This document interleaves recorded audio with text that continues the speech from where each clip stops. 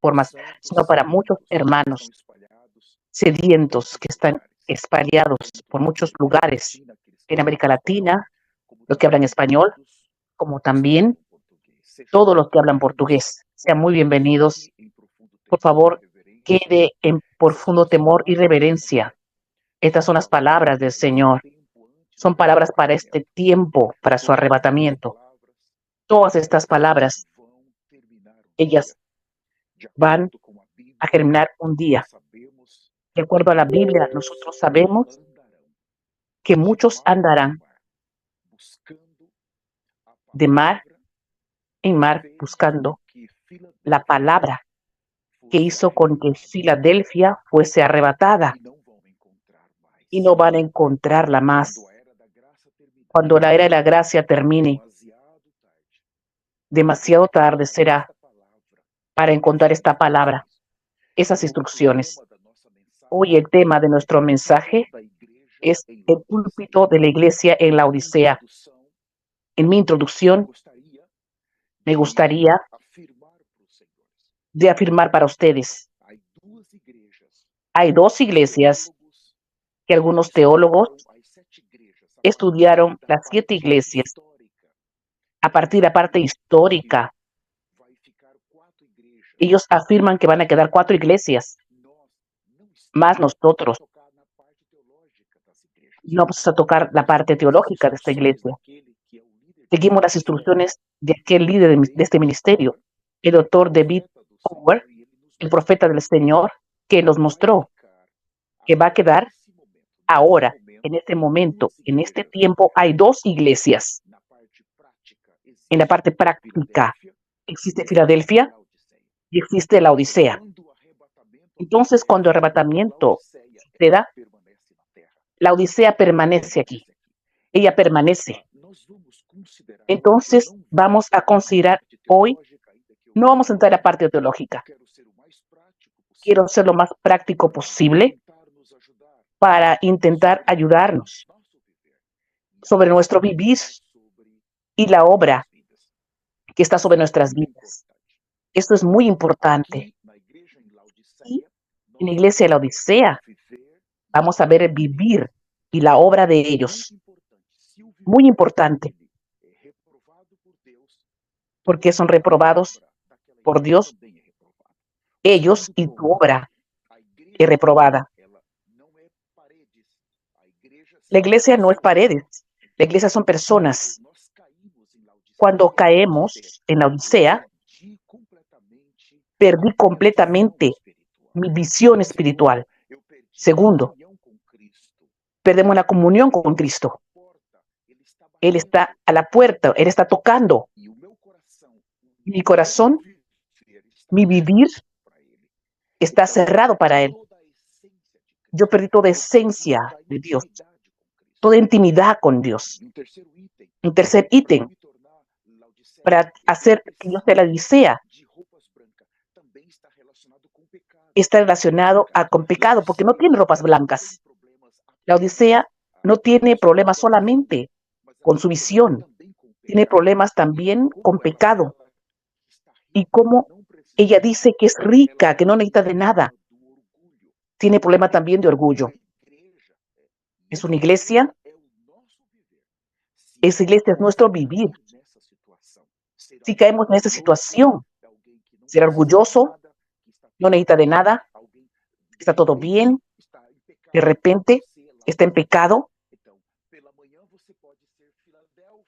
Por la mañana usted puede ser Filadelfia, en la tarde y en la noche usted puede ser la Odisea. ¿Entiende? Un sentimiento, es un vivir de los cristianos que puede llevarnos a caer. Para ese vivir, Dios vino. Hay 2 púlpitos aquí. El púlpito que está transmitiendo a la iglesia en Filadelfia para producir vencedores, para producir aquellos de vestimenta blanca que tienen visión y van a ser arrebatados.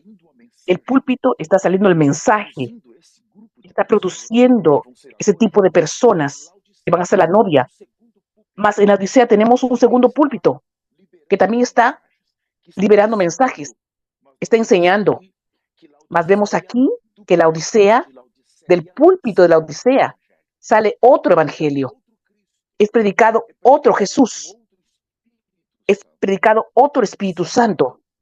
Es enseñado enseñanzas que están mezclados con enseñanzas de demonios. Vamos a ver eso hoy. Vea la importancia del púlpito, la importancia que Dios da para el púlpito. Esto es muy, muy serio.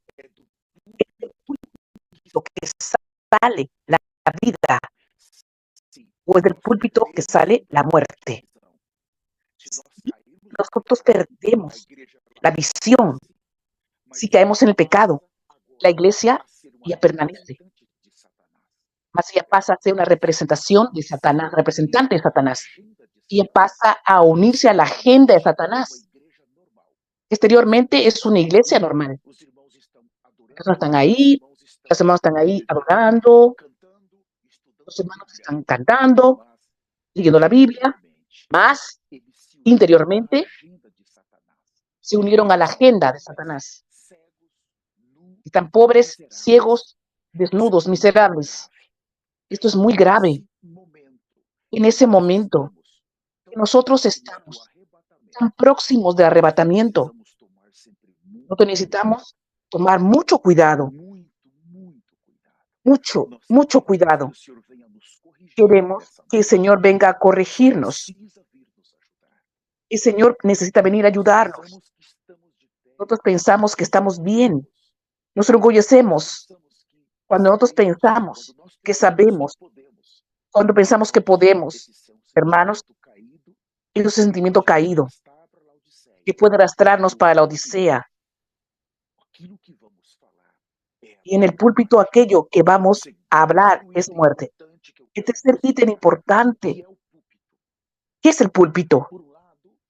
Por un lado, vamos a ver aquí, abran conmigo, Jeremías capítulo 8, por favor. Vamos a ver el aspecto del púlpito. Nehemías capítulo 8. Yo voy a leer con ustedes el versículo 4 de Nehemías 8. Y el escriba Esdras estaba sobre un púlpito de madera que había hecho para ello. Y junto a él va a seguir ahí todos estos versículos. Voy a saltar por mi tiempo. Versículo 8 ahora. 8:8, Nehemías.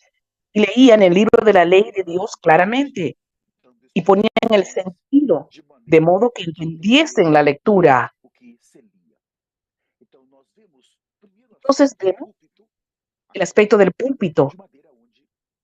El púlpito de madera donde el siervo de Dios colocó ahí los pergaminos, colocó la palabra de la ley. Era un púlpito.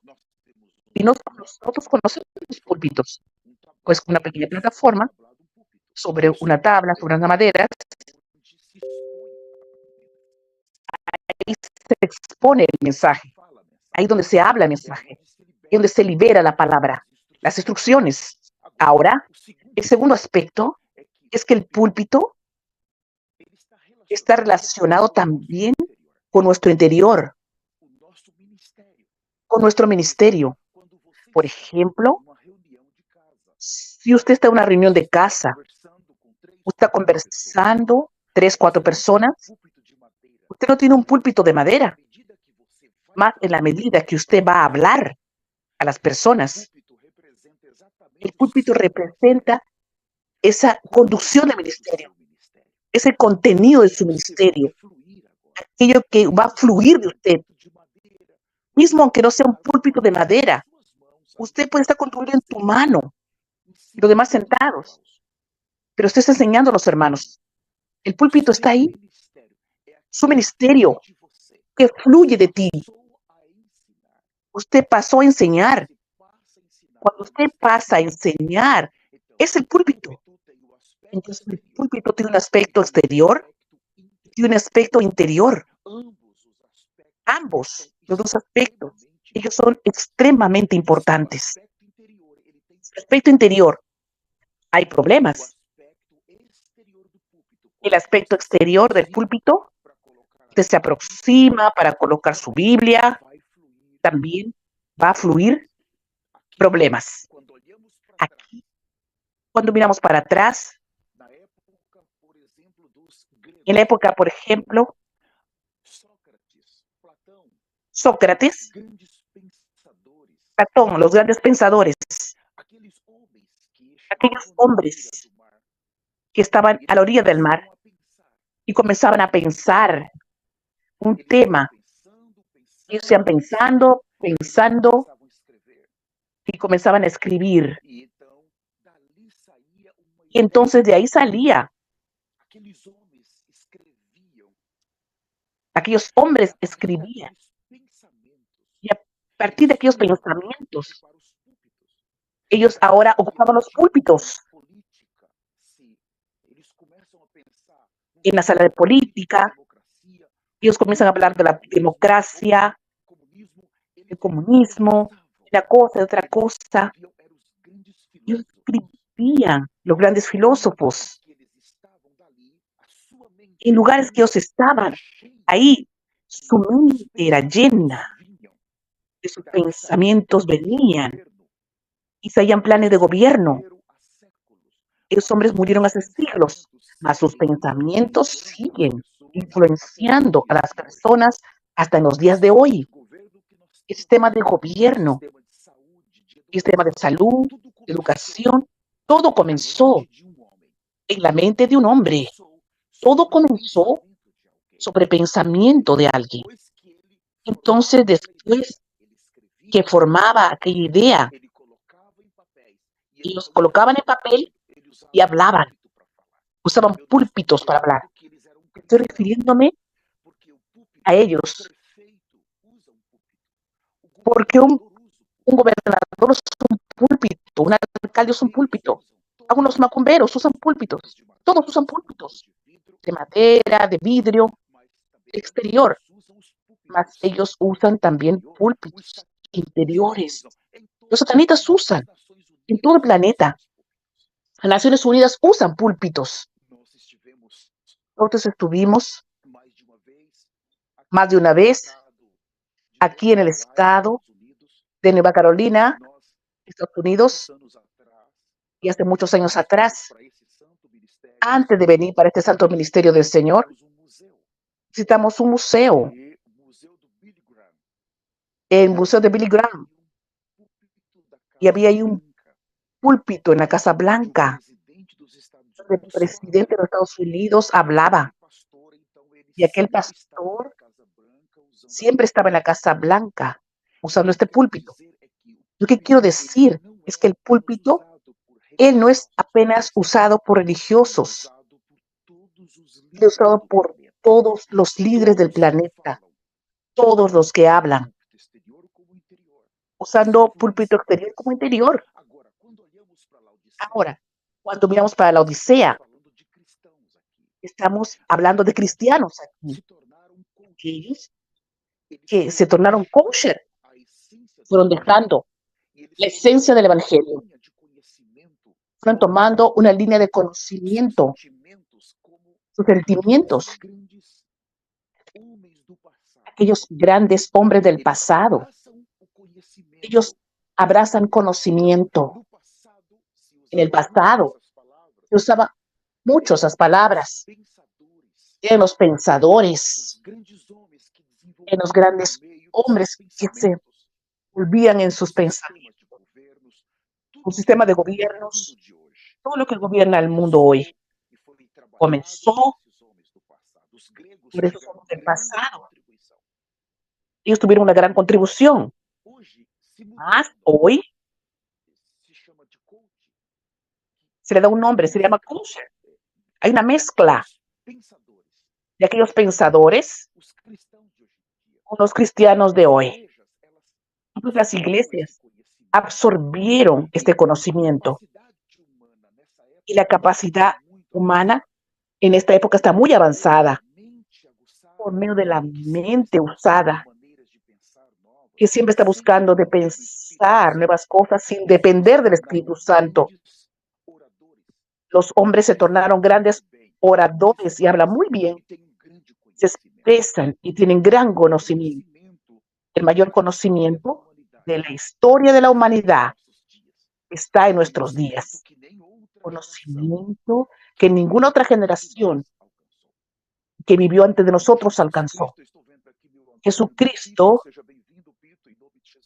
hermano, bienvenido, hermano Víctor. Juan capítulo 1 dice que en el principio era el verbo era Dios y el verbo estaba con Dios. En el versículo 14, y el verbo se hizo carne.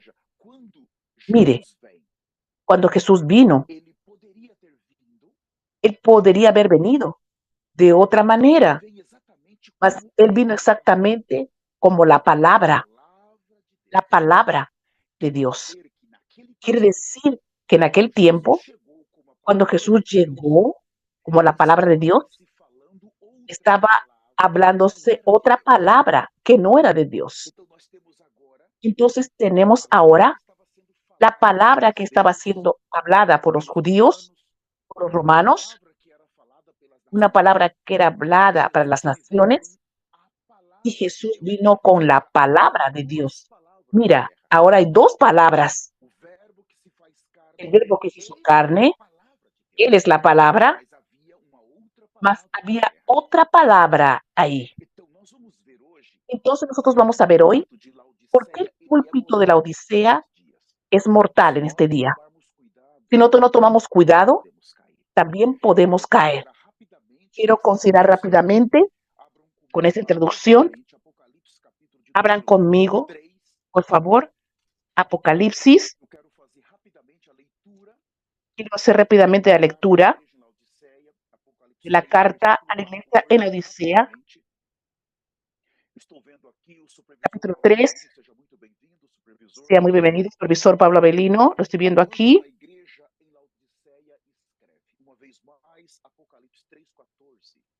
Apocalipsis 3:14, hermanos.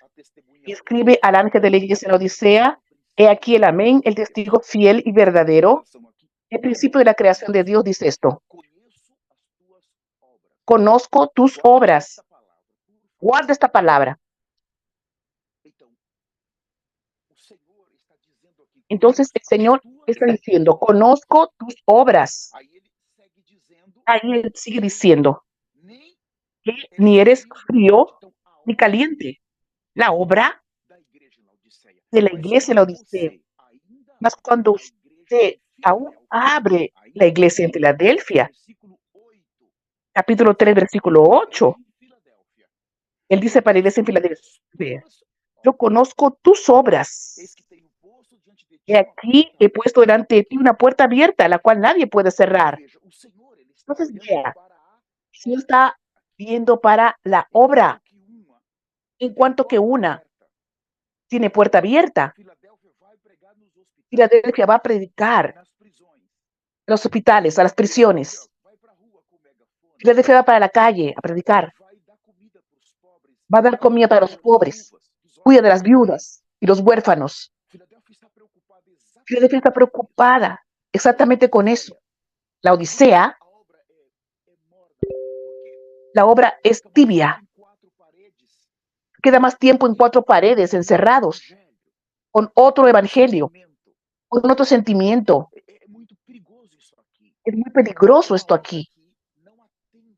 Es una obra que no atiende el reino de Dios. Entonces, cuando se habla de obras, es muy importante esto. Está relacionado con púlpito. Con púlpito. Está siendo enseñado en el púlpito. Exactamente lo que esta iglesia es. Ella tiene una obra tibia. Ella no consigue ayudar a las personas. Y estableció su propio padrón de santidad.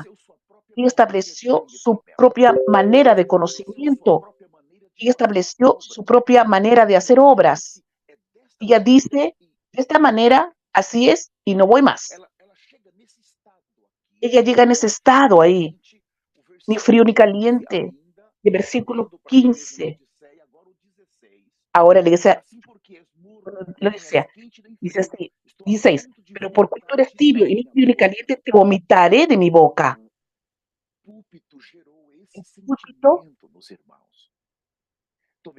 genera el sentimiento en los hermanos. Mucho cuidado con el mensaje que usted está recibiendo. Como nosotros sabemos, un médico se equivoca, su paciente termina en el cementerio, el médico se equivoca. Mas cuando un líder, un pastor, él se equivoca con el mensaje, las ovejas que le está cuidando terminan en el infierno.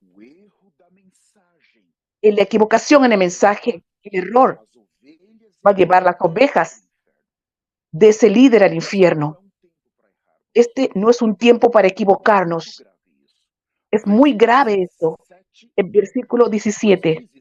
Porque tú dices, yo soy rico y me he enriquecido, de ninguna cosa tengo necesidad, y no sabes que tú eres desventurado, miserable, pobre, ciego y desnudo. Por tanto, yo te aconsejo que de mí compres oro refinado en fuego, para que seas rico, vestiduras blancas para vestirte, y que no se descubra la vergüenza de tu desnudez. Y unge tus ojos con colirio para que veas. Yo reprendo y castigo a todos los que amo. Sé pues celoso y arrepiéntete. Arrepiéntete. Entonces el Señor está ahora, Él está reprendiendo el vivir de esta iglesia. El Señor está reprendiendo la obra de esta iglesia, llamando a ellos al arrepentimiento, para que pueda tomar el colirio para sus ojos, vestiduras blancas, lo que va a dar a ellos todos. Esto es el arrepentimiento, todo lo que ellos necesitan para volver a tener un vivir de Filadelfia es el arrepentimiento. El arrepentimiento es la puerta. El Señor me está dando, es la esperanza de ellos. El Señor quiere restaurarlo, el Señor lo está llamando, quiere sacarlo de esta condición. Del púlpito fluye la vida o la muerte. Y ahora terminamos la introducción de este mensaje y vamos rápidamente a ver el ministerio de Jesús. Vea, cuando la palabra se hizo carne y llegó, por 30 años, Él estaba entre nosotros y no tuvo problemas. Estuvo ahí, Él le participó del templo, Él estuvo presente en las fiestas, mas cuando su ministerio comenzó, después de su bautismo, después de los 40 días en el desierto, ayunando, entonces tenemos unas etapas de su ministerio. La primera etapa de su bautismo y su ayuno, Él comienza a predicar el evangelio, predicar el reino. Segundo, Él comienza a curar a las personas, mas la predicación estaba enfocada exactamente en ayudar a las personas con apacentamiento del propio Dios. Usted nunca va a encontrar a Jesús reprendiendo a un pecador. Él siempre iba atrás de los pecadores, buscaba a las personas, amaba a los pecadores. Él quería salvarlos a los pecadores. Él quería curarlos. Por eso, aquella grande multitud comenzó con poco, aumentando, hasta que terminó su ministerio, cumplió su ministerio. Vimos que cuando él está predicando, cuando él está curando, vimos el púlpito del propio Dios en la tierra. Tenemos el mensaje del propio Dios. Mas por otro lado, tenemos los judíos que están reunidos en el templo. Ellos tienen sus sinagogas, están espalhados por diferentes lugares. Ahí hay dos púlpitos. El púlpito que vino del cielo, que es usado por Jesús para traer el mensaje, para traer las revelaciones del Padre, las buenas nuevas del Padre.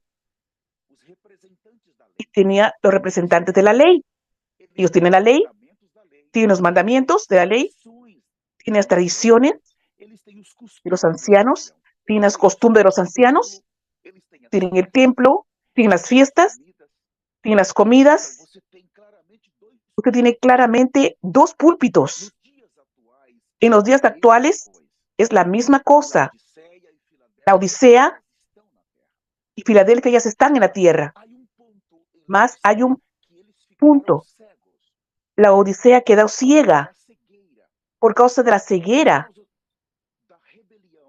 por causa de la rebelión. Ellos perdieron su visitación.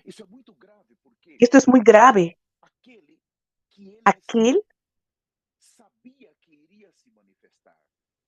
Aquellos sabían que se iba a manifestar, que era el descendiente de Abraham, que vendría de Abraham. Él llegó, mas ellos perdieron su visitación. ¿Por qué perdieron? Porque hay dos mensajes. Cuando Juan Bautista comenzó a predicar, el púlpito nuevo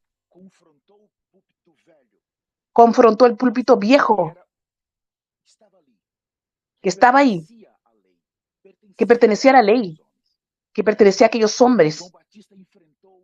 Y Juan Bautista enfrentó el Sanedrín. El Sanedrín es 71 jueces. A veces eran 72 jueces. Muchos hombres que formaban el Sanedrín. Ellos eran muy duros. Juzgaban todo lo relacionado con la parte espiritual. El Sanedrín fue un gran problema en el ministerio de Jesús. Aquellos jueces, ellos venían a juzgar. Los fariseos, los saduceos, maestros de la ley venían. Los herodianos, el Sanedrín venía de todos los lados. Usaban el púlpito caído, un púlpito corrompido, corrupto. Ellos hablaban por Dios, tenían la palabra de Dios. Ellos tenían el templo. Ellos tenían los sacrificios. ¿Y ahora? ¿Qué hacer? Por un lado, usted tiene un Jesús que aparecía en el escenario global. Y había el otro púlpito de aquellos hombres. ¿Y qué usted tiene que confiar? Hoy, el Señor está visitando la tierra. Hermanos, todas las veces que Él vino a visitar la tierra, Él vino como un hombre. Su visitación, si ustedes ven, siempre Dios vino a la tierra, más por un hombre. ¿Es un hombre o un ángel? ¿Puede comer o no puede? Si ustedes observan, la última visitación de Dios fue arrebatamiento. Dios necesitaba venir para arrebatamiento. Dios necesitaba venir personalmente. Él tenía que venir antes del arrebatamiento. Su nube necesitaba venir. Ahora la cuestión no es si la nube del propio Dios vino o no. La cuestión es, ¿será que la Odisea los consigue identificar la visitación, la visita de Dios? Es muy difícil, hermanos. Es muy difícil. Porque ya hay un sistema como sucedía con los judíos, un sistema estructurado. Ellos tenían todo ahí. Entonces, ellos comienzan viendo señales, admirándose de las señales. Ellos comienzan inclusive pidiendo señales, mas poco a poco ellos comienzan a cambiar la estrategia, comienzan a perseguir a Jesús. Después no dio resultado, entonces el pueblo continuó aumentando. Entonces comenzaron a difamar a Jesús, mas no dio resultado. El pueblo continuó buscando a Jesús. Entonces decidieron matar a Jesús, sacar a Jesús de ahí, del escenario. Ustedes entienden, la Odisea es exactamente eso. La ceguera espiritual los lleva a perder la visitación, la visita de Dios, por causa de la rebelión. Pero por el precio que fue pagado por las almas, Dios necesita venir en la tierra personalmente para preparar los hombres, conforme Él dice en el libro de Ezequiel: yo mismo buscaré mis ovejas. Él necesitaba personalmente venir ahora. ¿Quién creyó a nuestra predicación? Vamos entonces, yo voy a leer varios versículos con ustedes. Voy a hablar un poco por causa de mi tiempo. Vamos a leer varios versículos para estructurar nuestra reunión de esta noche.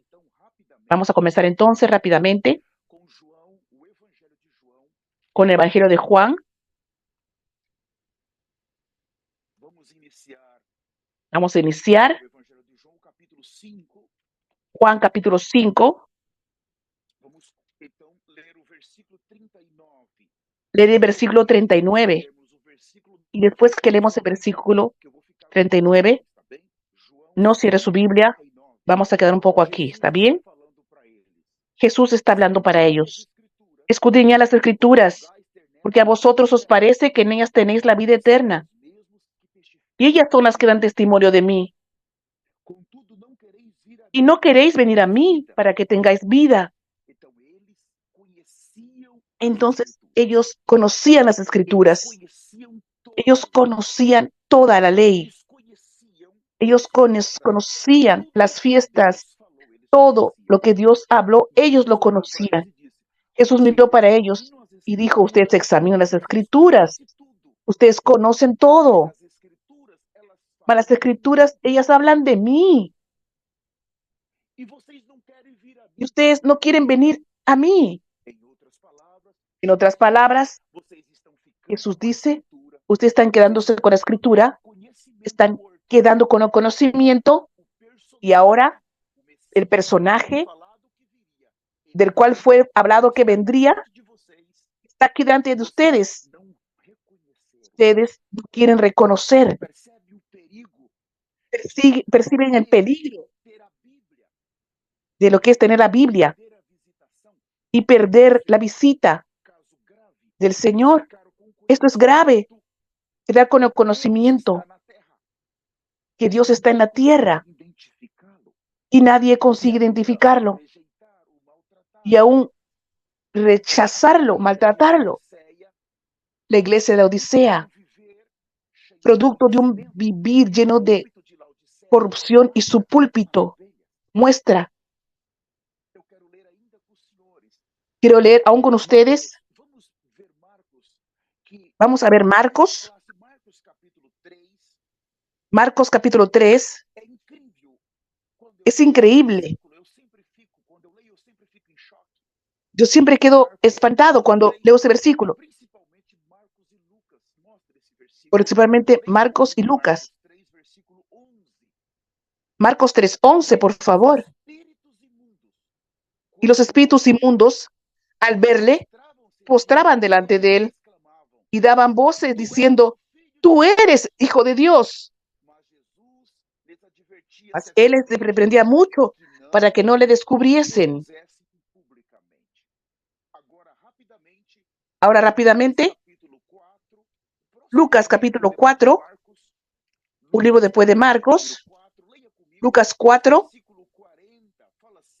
versículo 40, dice así, 40 y 41. Al ponerse el sol, todos los que tenían enfermos de diversas enfermedades, los traían a él. Y él, poniendo las manos sobre cada uno de ellos, los sanaba. También salían demonios de muchos, dando voces y diciendo: tú eres el Hijo de Dios. Pero él los reprendía y no les dejaba hablar, porque sabían que él era el Cristo. Vean, los demonios, los espíritus malignos, identificaban que él era el Cristo. Mas los religiosos, no. Usted percibe esto. Usted percibe esto. Cuando demonios gritan: él es el Cristo. Y los líderes, no. Ellos no conseguían identificar. Rápidamente abran conmigo Marcos 8, versículo 11. Vuelva nuevamente. Aquí es tan interesante cuando Jesús comienza su ministerio.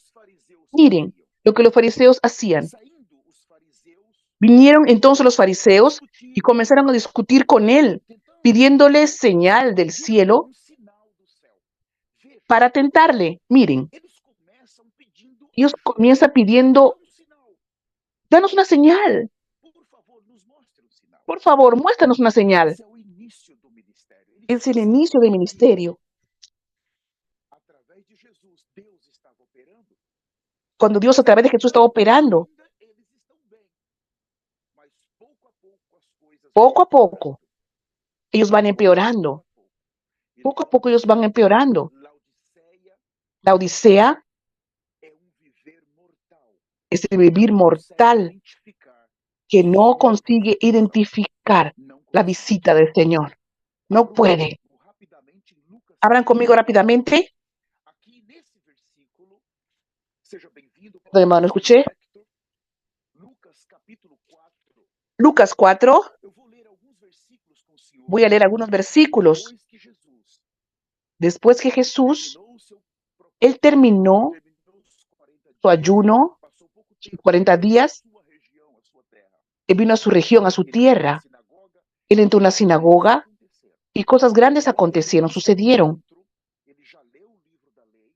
Él estaba dentro, leyó el libro de la ley, las profecías que Isaías había hablado, se cumplió en él. Mas algo sucedió. Lean conmigo.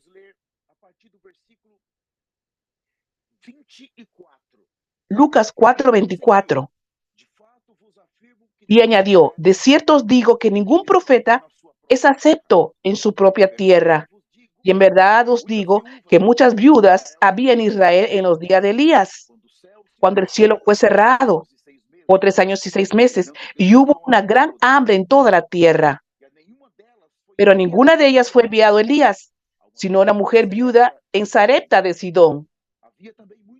Y muchos leprosos había en Israel en el tiempo del profeta Eliseo, pero ninguno de ellos fue limpiado, sino Naamán, el sirio.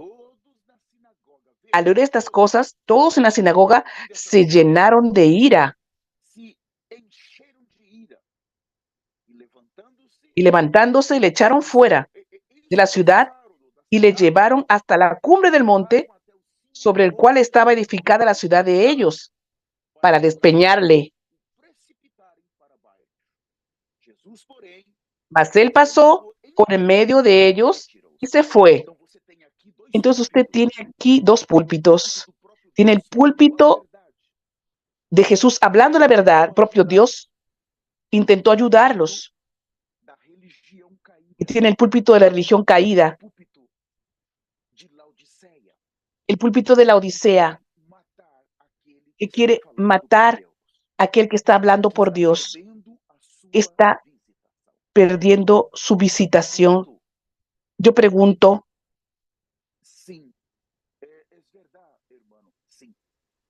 Sí, es verdad, hermano. Yo pregunto para ustedes, ¿la iglesia del día presente está haciendo de esta manera o no?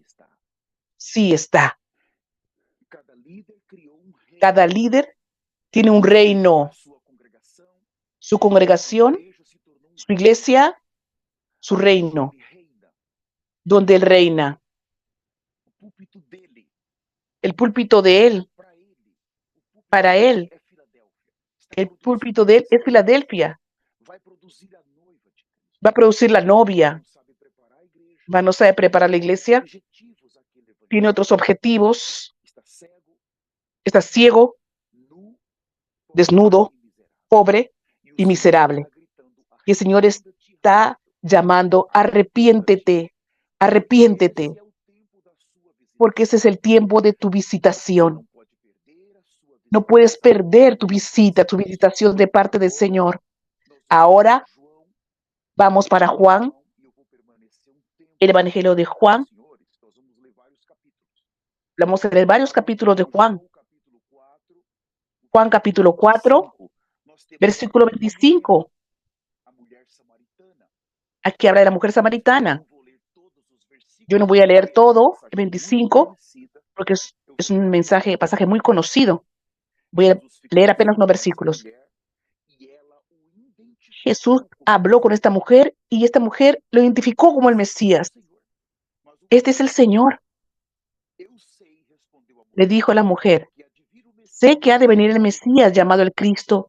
Cuando Él venga, nos declarará todas las cosas. Jesús le dijo, yo soy el que habla contigo. Qué tremendo. Por favor, ahora, versículo 41. Capítulo 4, versículo 41. Y creyeron muchos más por la palabra de él. Y decían a la mujer, ya no creemos solamente por tu dicho, porque nosotros mismos hemos oído y sabemos que verdaderamente este es el Salvador del mundo, el Cristo. Esta mujer creyó que él era el Hijo de Dios. Guarde esto. Usted ve, los demonios saben quién es él. La mujer ahora sabe que él es el Hijo de Dios. Mas cuando nosotros partimos, para los que cuidan de las congregaciones, están totalmente ciegos. Ellos no consiguen ver, no pueden. Es extremadamente mortal la apostasía. Juan capítulo 6, por favor. Cambie de página, capítulo 6.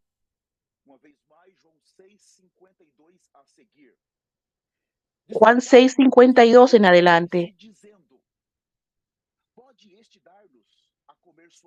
Entonces los judíos contendían entre sí diciendo, ¿cómo puede este darnos a comer su carne? Jesús les dijo, de cierto os digo, si no coméis la carne del Hijo del Hombre y bebéis su sangre, no tenéis vida en vosotros. Y que come mi carne y bebe mi sangre, tiene vida eterna, y yo le resucitaré en el día postrero, porque mi carne es verdadera comida y mi sangre verdadera bebida. El que come mi carne y bebe mi sangre, en mí permanece y yo en él. Como me envió el Padre viviente y yo vivo por el Padre, así mismo el que me come, él también vivirá por mí. Este es el pan que descendió del cielo. No como vuestros padres comieron el maná y murieron. El que come de este pan vivirá eternamente. Estas cosas dijo en la sinagoga enseñando en Capernaum. Miren, la primera etapa, él es bautizado. Segunda etapa, el desierto 40 días. Tercera etapa, comienza a predicar el evangelio y curar a los enfermos. Cuarta etapa, él pasa a enseñar. Predicar el evangelio es una cosa, enseñar es otra cosa. Aquí Él pasó a enseñar. Y cuando Él comienza a enseñar, Él necesita revelar para las personas quién es Él. Ahí está el problema. Wow. Cuando Él está solamente curando, sanando, hasta los fariseos van ahí a visitarlo. Mas ahora, ¿quién necesita revelar quién es Él? Para esos hombres. La mujer samaritana dijo, yo creo, tú eres el Mesías. Mas cuando Él habla ahora quién Él es, hermanos, ahora no es apenas una simple persecución. Ahora viene a difamaciones y a tentar matarlo, asesinarlo. Yo pregunto para ustedes, Dios Padre, Él está visitando la tierra hoy. Él mismo está preparando su novia hoy.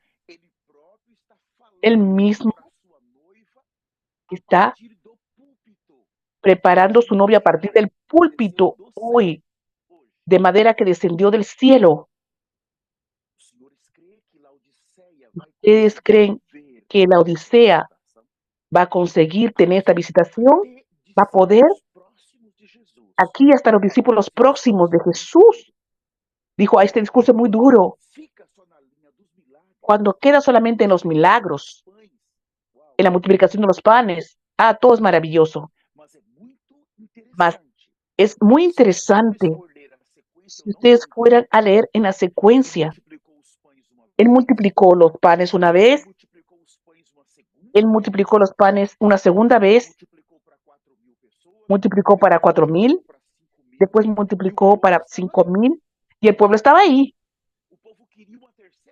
El pueblo quería una tercera vez. No hubo una tercera vez. Exactamente ahora, ¿qué sucedió? Él dijo, yo voy a usar mis palabras. No hay la tercera multiplicación. Ahora, si ustedes quieren comer y beber, mi cuerpo es la verdadera comida. Mi sangre es la verdadera bebida. Quien de mí se alimenta va a vivir por mí. Ya no más por aquel pan, porque van a volver a tener hambre de nuevo. Ahora Él es el pan vivo. ¿Ustedes entendieron? Hasta aquellos que comieron por la multiplicación decían, wow, los milagros. Mas ellos, más ahora que dice, no, usted tiene que comer aquí para tener vida eterna. Los que estaban por ahí se fueron, los discípulos se fueron, y ahora se hizo un pleito con los fariseos y los saduceos. Esto es muy grave. La situación del púlpito, de la Odisea, ella no consigue, no puede identificar su visitación, su visita. No puede ver quién está andando hoy. Hermanos, toda la Biblia, Dios usó, por un lado, personas para hablar, mas cuando la situación era grave, Él mismo venía a la tierra. Él mismo vino en la época de Noé. Él mismo vino antes de destruir Sodoma y Gomorra. Cuando la situación es grave, Él vino a visitar Josué, Él vino a visitar Sansón. El propio Dios vino, aún en la Torre de Babel. Él vino. Toda la Biblia, en el Nuevo Testamento, Él vino en la persona de su Hijo. Ahora, en el final de esta dispensación, Él vino y Él está en la tierra. Dios siempre escogió.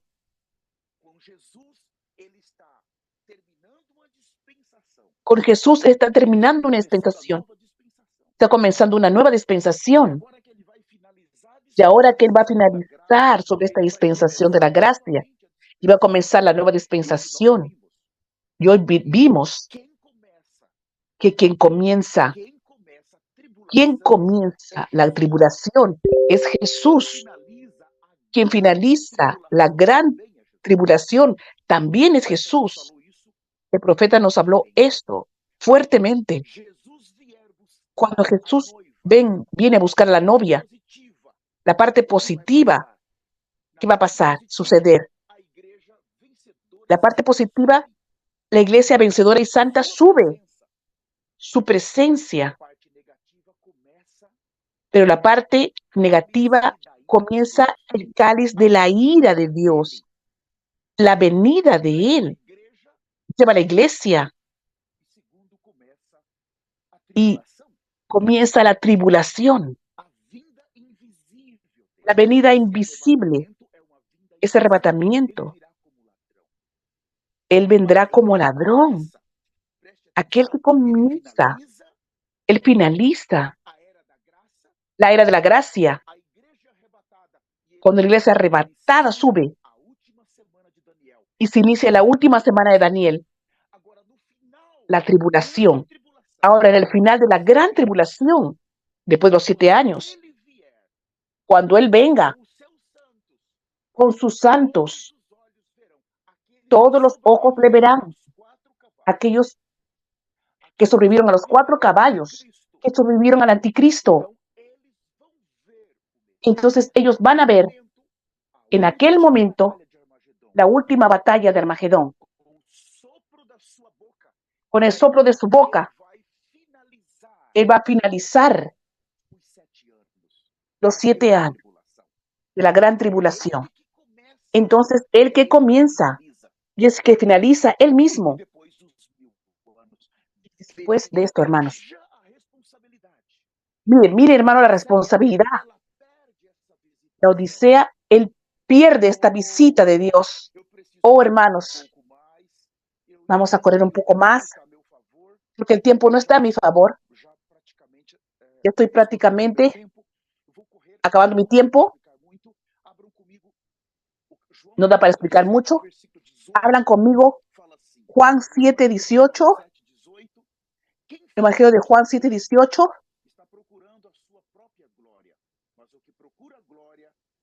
El que habla por su propia cuenta, su propia gloria busca.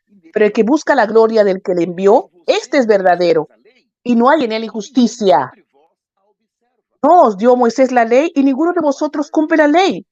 ¿Por qué procuráis matarme? Respondió la multitud y dijo, demonio tienes, ¿quién procura matarte? Pues, aquí vienen las difamaciones. Jesús respondió y les dijo, una obra hice y todos os maravilláis. Por cierto, Moisés os dio la circuncisión, no porque sea de Moisés, sino de los padres. Y en el día de reposo circuncidáis al hombre. Si recibe el hombre la circuncisión en el día de reposo, para que la ley de Moisés no sea quebrantada, ¿os enojáis conmigo porque en el día de reposo sané completamente a un hombre? Él va abriendo aquí puntos asustadores. Mire versículo Juan 7:32. Dice así. Los fariseos oyeron a la gente y murmuraban de él estas cosas. Y los principales sacerdotes y los fariseos enviaron alguaciles para que le prendiesen. Entonces Jesús dijo, todavía un poco de tiempo estaré con vosotros e iré al que me envió. Me buscaréis y no me hallaréis. Y a donde yo estaré, vosotros no podréis venir. Entonces los judíos dijeron entre sí, ¿a dónde se irá este que no le hallaremos? ¿Se irá a los dispersos entre los griegos? ¿Y enseñará a los griegos? ¿Qué significa esto que dice, me buscaréis y no me hallaréis? Y a donde yo estaré, vosotros no podréis venir.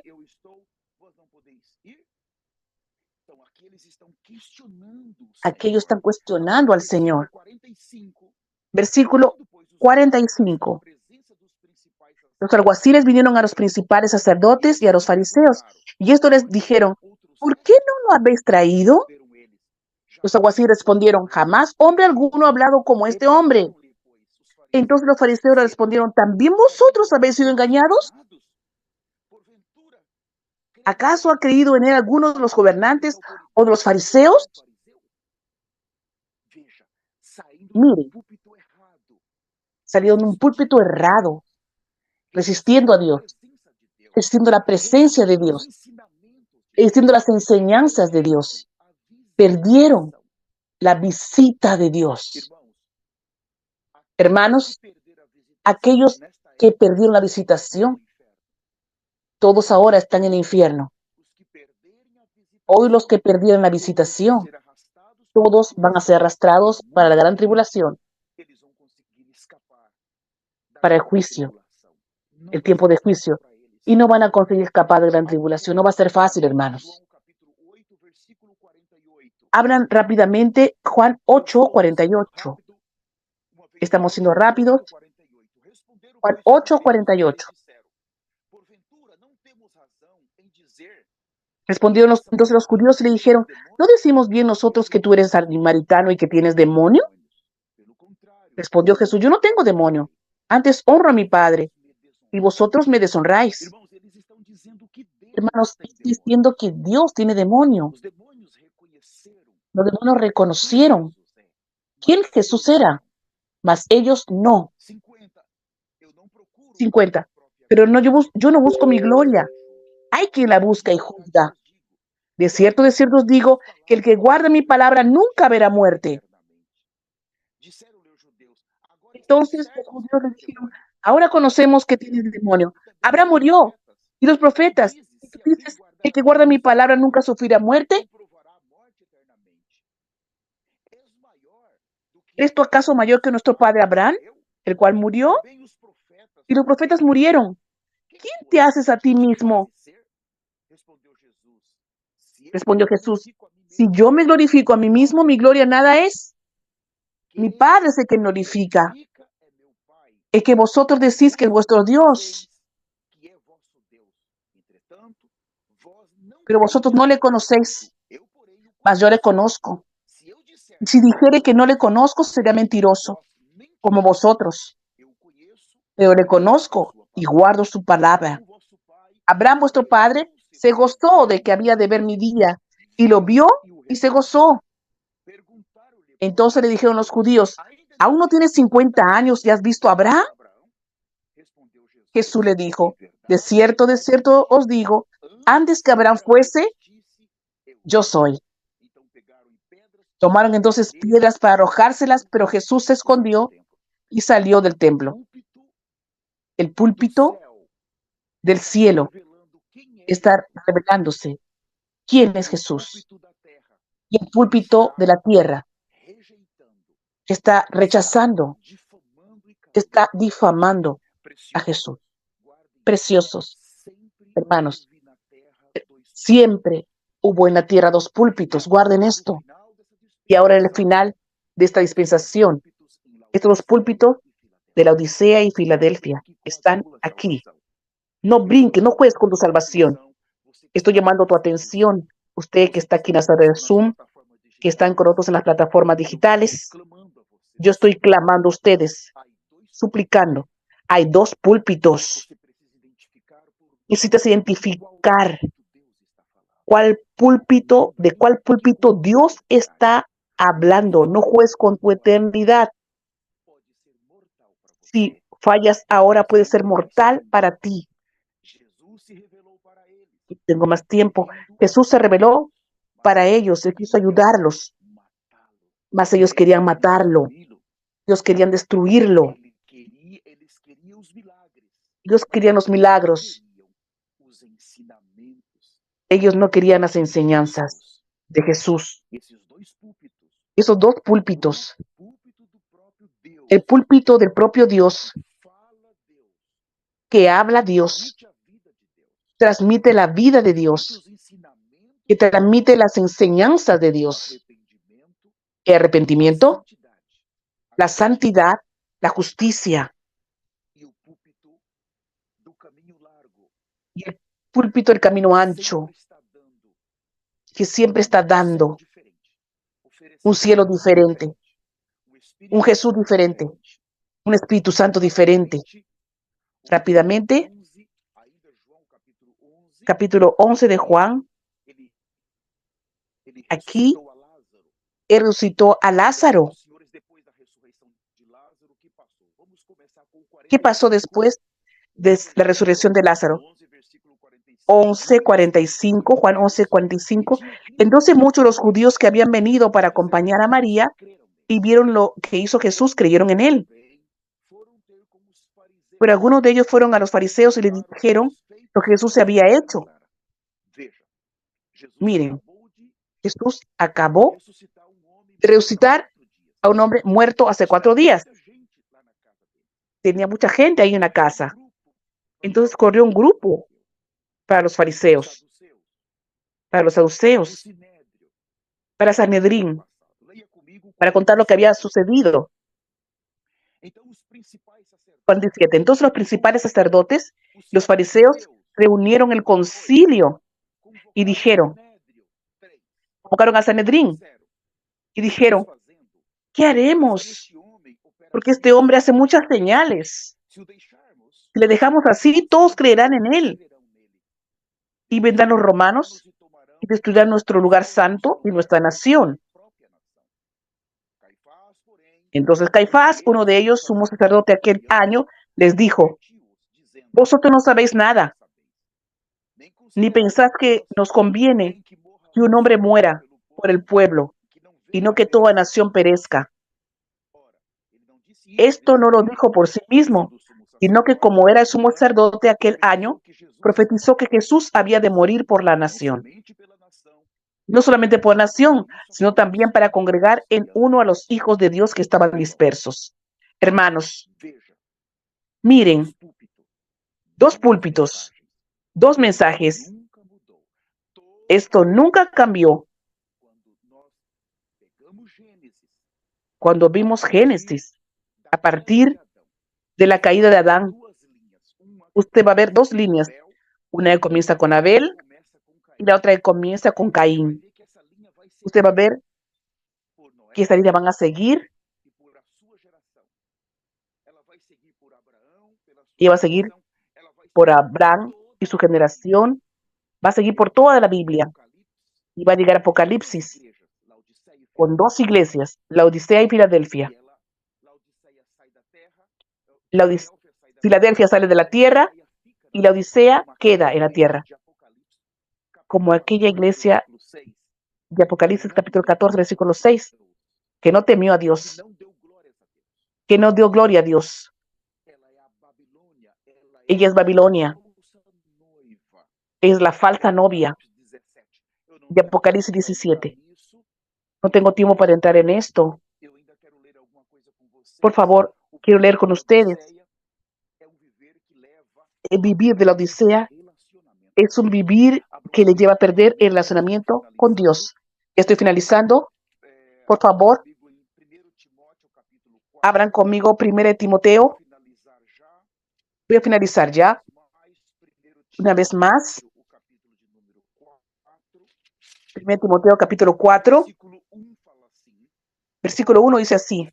Pero el Espíritu dice claramente que en los postreros tiempos algunos apostatarán de la fe, escuchando espíritus engañadores y doctrinas de demonios. Es otro púlpito aquí, ¿están viendo? Van a permanecer algunos en la fe y otros van a tener otro púlpito, es la Odisea. Son enseñanzas de demonios. La Odisea tiene problemas con demonios, con pecado, con conocimiento. Versículo 2. Por la hipocresía de mentirosos y teniendo cauterizada la conciencia, y ahí va a seguir esas 2 líneas de pensamiento. Rápidamente, ahora, 2 Timoteo.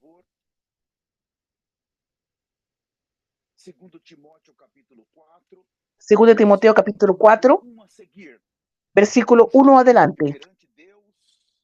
Te encarezco delante de Dios y del Señor Jesucristo, que juzgará a los vivos y a los muertos en su manifestación y en su reino, que prediques la palabra, que instes a tiempo y fuera de tiempo, redarguye, reprende, exhorta con toda paciencia y doctrina, porque vendrá tiempo cuando no sufrirán la sana doctrina, sino que teniendo comezón de oír, se amontonarán maestros conforme a sus propias concupiscencias y apartarán de la verdad.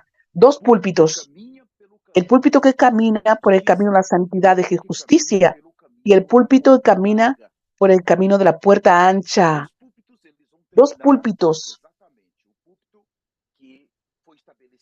el púlpito que fue establecido por el Señor para producir la novia sale de la tierra, mas el otro permanece en la tierra. Abran conmigo, por favor, 1 Pedro. Mi tiempo ya terminó. Creo que dijo 2 de Pedro. Pero hubo también falsos profetas entre el pueblo, como habrá entre vosotros falsos maestros, que introducirán encubiertamente herejías destructoras, y aún negarán al Señor que los rescató, atrayendo sobre sí mismo destrucción repentina. Y muchos, y miren lo que dice acá, y muchos seguirán sus disoluciones, por causa de los cuales el camino de la verdad será blasfemado. Entonces tenemos aquí el camino de la justicia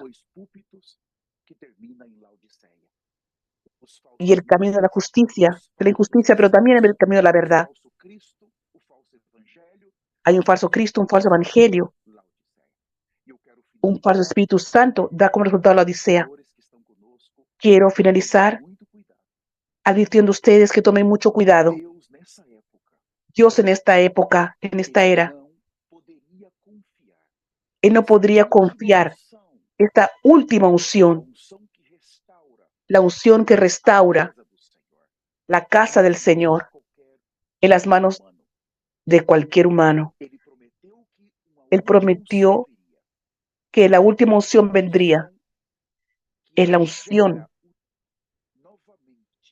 que engendra, restaura el temor de Dios, genera santidad, justicia, la práctica de la justicia. Hay en este momento en la tierra, hay un evangelio que está siendo predicado. No piense que hay 3 púlpitos. No piense que hay muchos púlpitos. Solo hay 2 púlpitos. Hay 2 líneas que recorren toda la Biblia. No tengo tiempo de hablar sobre esto. Tenemos estas 2 líneas bien definidas. Trate de encontrar. Cuando hay tiempo, identifique por medio de quién Dios está hablando ahora. Es muy fácil. Mateo 24:14 dice: y este evangelio será predicado en toda la tierra. Este evangelio del reino será predicado en toda la tierra para testificar a todas las naciones, y entonces vendrá el fin. Necesita identificar quién está predicando el evangelio del reino en toda la tierra. Alguien necesitaría en este momento final tener un ministerio tan poderoso para predicar el evangelio, este evangelio. Tu iglesia está predicando el evangelio en toda la tierra. Usted está predicando el evangelio en toda la tierra. La Biblia dice que habrá un personaje que tiene que aparecer en el escenario mundial. Este evangelio no envuelve dinero y es de toda la tierra. Cuando hablo más de 200 naciones, si tomas el camino de la Organización de Naciones Unidas, tiene sede aquí en Nueva York. Hay 193 naciones registradas en la ONU. Si tomas el camino podemos decir, de la Confederación de Fútbol Internacional, la CBF, en aquella confederación, que es la Copa del Mundo, hay 20 países más registrados. La ONU tiene un aspecto político. Él no acepta a cualquier país. Por ejemplo, Taiwán es un país y la ONU no está registrado en la ONU como un país, porque la China, que es uno de los miembros permanentes de la ONU, no acepta. Aquí en los Estados Unidos tenemos un país muy próximo, que es Puerto Rico. Puerto Rico es un país que habla español, que no es considerado por la ONU como país. Estados Unidos es un miembro permanente en la ONU y no acepta. Pero de acuerdo, la organización de fútbol, para las Copas del Mundo, hay más de 220 países. Más de acuerdo con la ONU, solamente hay 190 y tantos. Necesitamos ver que la Biblia va a tener vencedores en todos los pueblos, naciones y lenguas. No consideramos lo que la ONU dice.